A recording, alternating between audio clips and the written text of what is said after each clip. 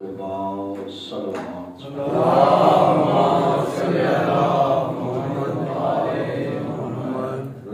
نے جب سب اعلان فرما دیا، جب اعلان غدیر کر دیا، اس کے بعد اللہ کا ہر ایک پیغام پہنچا دیا لوگوں تک کما حق کا ہو، تو اللہ کی آواز آئی، اے میرے پیغمبر، جو تم نے رسالت کا کام کیا ہے نا، جو رسالت کا کام کیا ہے اس کا مجھ سے اجر طلب کرو۔ کیا کرو؟ اجر مانگو، کیونکہ جس طرح خالق نے کہا تھا اسی طرح خالق کا نبی پیغام پہنچاتا رہا، اسی طرح کما حقہ پہنچاتا رہا۔ ایک مقامات پر یہ بھی کہا ہے کہ اسی نبی کو حکم ہو رہا ہے کہ اگر تم نے یہ میرا پیغام نہ پہنچایا گویا تم نے رسالت کا کام ہی نہیں کیا۔ پھر بھی اتنے مشکل اور مرحلے میں رسول نے پیغام جب پہنچا دیا تو خالق کا حق بنتا تھا، پھر اس کا اجر بھی دے، پھر اس کا اجر بھی دے۔ اور حضور نے یہ اجر نہیں مانگا، اس قرآن کی آیت سے یہ پتہ چلتا ہے حضور نے نہیں مانگا، بلکہ اس خالق نے کہا ہے کہ میرے حبیب مجھ سے اجر مانگو۔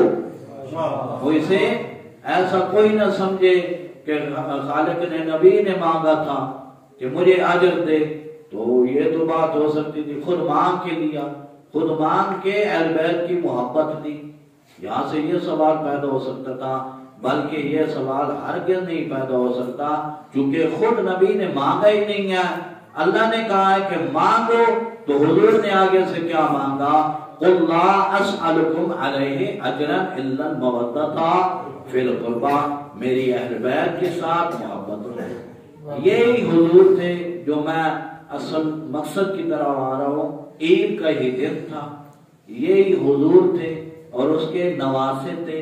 ایک وقت تھا جو سادات اتنے عالی شان مرتبے کے ساتھ اپنے گھروں میں بسا کرتے تھے، وہ بھی ایک کم وقت تھا جب حسنین کریمین گھر آئے اور کہا اماں جان عید آ رہی ہے۔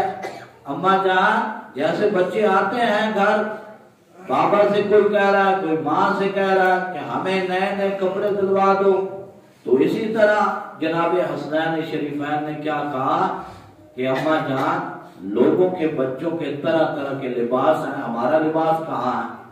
ہمارا لباس کہاں ہے؟ فرمایا درزی کے پاس ہے، فرمایا درزی کے پاس ہے۔ ادھر سے جناب سیدہ نے کہہ دیا، ادھر پر لوح محفوظ پر لکھ دیا گیا اور کہا کہ اے جبرائیل حسنین کریمین کا درزی بن کر فرش پر جاؤ۔ یہ وقت بھی تھا حسنین کریمین کا، جبرائیل روح الامین جسے کہتے ہیں، وہ درزی بن کر جناب زہرا کے دروازے پر آ رہا ہے اور کیا کہہ رہا ہے کہ میں حسنین کا، انا خیاطۃ الحسنین، میں حسنین شریفین کا درزی آیا ہوں، مجھ سے کپڑے لے لو، مجھ سے کپڑے لے لو۔ جب کپڑے پہن لیے پھر دیکھا کہ لوگوں کے بچوں کی سواریاں ہیں، سوار ہو کر عید پڑھنے کے لیے یا سوار ہو کر جا رہے ہیں، تو اب ایک اور سوال بڑھا اور کہا جناب حسنین شریفین نے اماں جان ہماری سواری کہاں ہے؟ ہماری سواری کہاں ہے؟ تو حضور خود سن رہے تھے یہ کہ حسنین شریفین کیا مانگ رہے ہیں؟ سواری۔ کہا ہے میرے بچوں میں تمہاری سواری ہوں،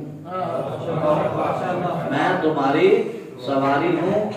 پھر ایسے ہوئے جیسے سواری بنتی ہے، ایسا نہیں ہے اٹھا کے کندھوں پر بٹھا لی ہو، یہ کسی تاریخ میں نہیں ملتا، بلکہ ایسے جھک گئے ہیں جس طرح سواری بنتی ہے، اور کہا کہ اب سوار ہو جاؤ، چونکہ بچے چھوٹے تھے، بڑے بچے تھوڑے تھے کہ کھڑے ہوئے انسان پر وہ سوار ہو سکے، تو اٹھایا تو ہے نہیں ہے نبی نے، بلکہ ایسے ہوئے جب حسنین کریمین سوار ہو گئے اور مدینے کی گلیوں میں چکر لگا رہے، دیکھتے ہیں دیکھتے ہیں کہ لوگوں کی سواریوں کی تو باغیں بھی ہیں، باغیں بھی ہیں، خانہ جات ان کی سواریوں کی تو باغیں بھی ہیں، ہماری سواری کی باغ کہاں ہے؟ فرمایا میرے بچوں یہ واللیل کی جو زلفیں ہیں یہ تمہاری باغیں،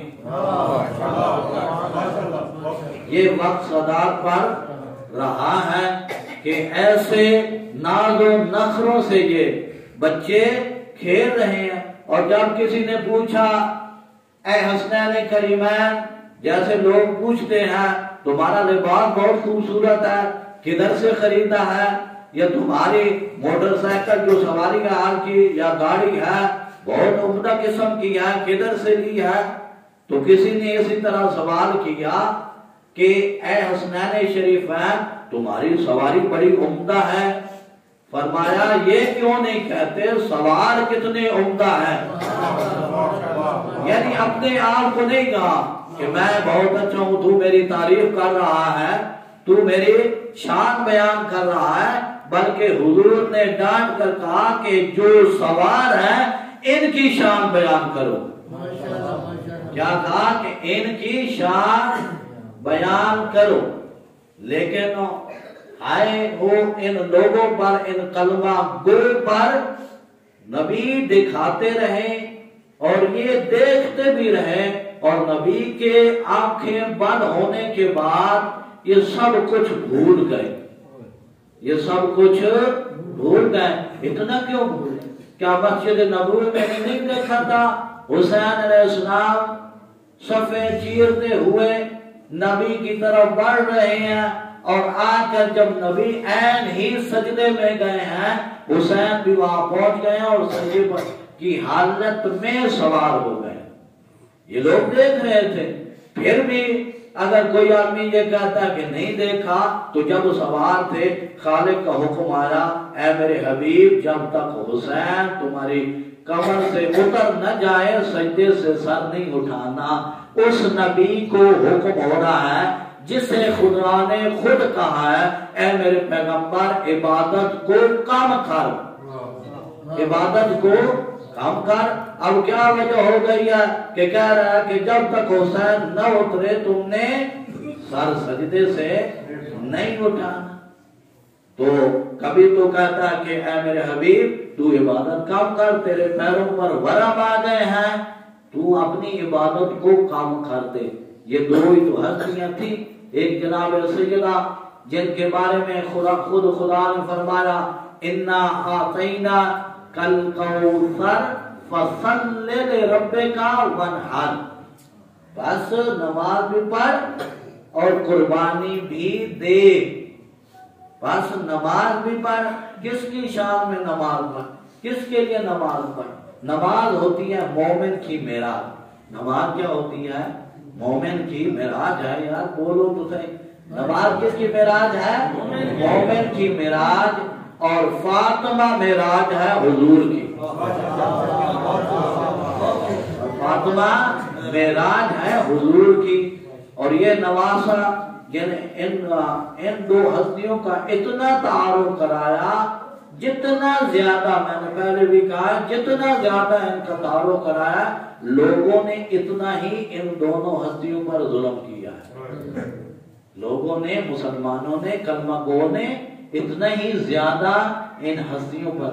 اور جب تک دیکھتے رہے حسین اور سجدے جو پیچھے نماز پڑھ رہے تھے وہ دیکھتے تھے حسین قبر پر بیٹھا ہے، حضور سجدے میں ہے، پھر سر سجدے میں رکھ لیتے تھے۔ 70 یا 72 مرتبہ روایات میں ملتا ہے تسبیح جناب رسول خدا نے بڑھائی، کہتے رہے سبحان ربی الاعلی و بحمدہ۔ پیچھے والے دیکھتے رہے حسین کو، نہ حسین کی وجہ سے کسی کی نماز، آج حسین کی سواری کوئی دیکھ لے تو کہتے ہیں ہمارا تو نکاح ہی ٹوٹ گیا۔ وہاں تو کسی نے نہیں کہا تھا ہماری تو نماز ہی فضول گئی ہے، نماز ہی ختم ہو گئی ہے۔ کتنی مرتبہ ان لوگوں نے سر اٹھایا ہوگا، پھر سر سجدے میں رکھا ہوگا۔ کوئی بھی آج کا آدمی دوسری سے تیسری مرتبہ سر سجدے میں رکھ لے اس کی نماز ختم ہو جاتی ہے، اس کی نماز باطل ہو جاتی ہے۔ کسی نے فتویٰ نہیں لگایا تھا جو پیچھے پڑھنے والے ہیں ان کی نماز باطل ہو گئی ہے۔ تو کیا وجہ ہے مسلمانوں کو اتنی نفرت کیوں ہے اہل بیت کے ساتھ؟ حالانکہ خالق نے تو ان کی محبت اور ان کی مودت ہم لوگوں پر واجب کر دیا، جیسے میں نے قرآن کی آیت پڑھی اس نے تو ہم پر واجب کر دیا محبت اہل بیت، مودت اہل بیت، لیکن یہ مسلمان کیا ہو گیا، جب اہل بیت نام آتا ہے، کسی جگہ پر نام آتا ہے تو ان کے نگاہ ٹوٹنے لگ جاتے ہیں، ان کو موت آ جاتی ہے، ان کو موت آ جاتی ہے، اور یہ کہتے ہوئے نظر آتے ہیں یہ جی گناہ ہے۔ کیسا گناہ ہے؟ اہل بیت کا کیا ذکر کرنا گناہ ہے؟ جن کا ذکر کرنا اللہ کی عبادت بن جاتا ہے۔ خود رسول نے فرمایا میرے برا علی کا ذکر کرنا میرا ذکر کرنا ہے، اور میرا ذکر کرنا اللہ کا ذکر کرنا ہے، اور اللہ کا ذکر عین عبادت ہے۔ لیکن ہم یہ نہیں سوچتے، ہم ان کے بغض میں اتنا آگے چلے گئے ہیں کہ ہمیں پتہ ہی نہیں ہے، لوگوں کو پتہ ہی نہیں ہے، مسلمانوں کو پتہ ہی نہیں ہے، اور ہم لوگوں کو تب پتہ چلے گا جب ہمارے سرانے موت کے وقت وہ ہستیاں موجود ہوں گی۔ جو بھی اہل بیت کا ماننے والا ہے نا، اس کو یہ شرف حاصل ہوگا جب حالت اعتذار ہوگی، نعرہ تکبیر، اللہ اکبر، نعرہ رسالت، یا رسول اللہ، نعرہ حیدری، یا حیدری۔ محبت اہل بیت کا یہ صلہ ملے گا جب تمہاری آنکھیں بند ہونے لگے گی نا۔ روایات میں پڑھا ہے کہ جناب سیدہ کہتی ہیں یہ ہمارا ماننے والا ہے، روایات یہ بتاتی ہیں، یہ بشارت دیا نا، انہوں نے بشارت دیا کہ اگر تم ہماری مودت ہماری محبت دل میں رکھو گے تو تمہیں کیا صلہ ملے گا۔ ماشاءاللہ ماشاءاللہ۔ اور جب ملک الموت تمہاری طرف بڑھنے لگتا ہے تو کہتے ہیں نہیں ایسے نہ جاؤ، ایسے نہ جاؤ، ہمارا محب تم سے گھبرا جائے گا، تو پھر کیسے بی جاؤ، کیسے اس کی روح قبض کرو؟ فرمایا میرے باغیچے سے ایک پھول کو توڑو، میرے جنت کے باغیچے سے ایک پھول توڑ کے لے جاؤ اور اس کو اس کی خوشبو سنگھاؤ۔ اور یہ بھی ملتا ہے جب انسان حالت اعتذار میں اور مومن ہو تو پھر جنت کے پردے جو ہیں وہ ہٹا دیے جاتے ہیں، اور پھر پوچھا جاتا ہے اے مرنے والے کیا تو باقی رہنا چاہتا ہے یا جانا چاہتا ہے؟ کیا تو باقی رہنا چاہتا ہے یا جانا چاہتا ہے؟ تو اس وقت تو ماننے والا کہتا ہے اس دنیا سے وہ بہتر ہے جو دکھایا گیا ہے۔ وہ کہتا ہے میں جانا چاہتا ہوں، تو اس صورت میں وہ چلا جاتا ہے۔ تو کیا یہ صلہ ہے نہیں محبت اہل بیت کا یہ صلہ؟ پھر جب قبر میں جاتے ہیں تو پھر بھی ہمارے مونس و مددگار وہاں پہنچ جاتا ہے۔ صاف آئینہ دل ہو تو شفا ملتی ہے، صاف آئینہ دل ہو تو شفا ملتی ہے، ورنہ زہر بنتی ہے جو دوا ملتی ہے۔ جاگنے پر بھی منافق کو سزا ملتی ہے، صاف دل سو بھی رہے تو رضا ملتی ہے۔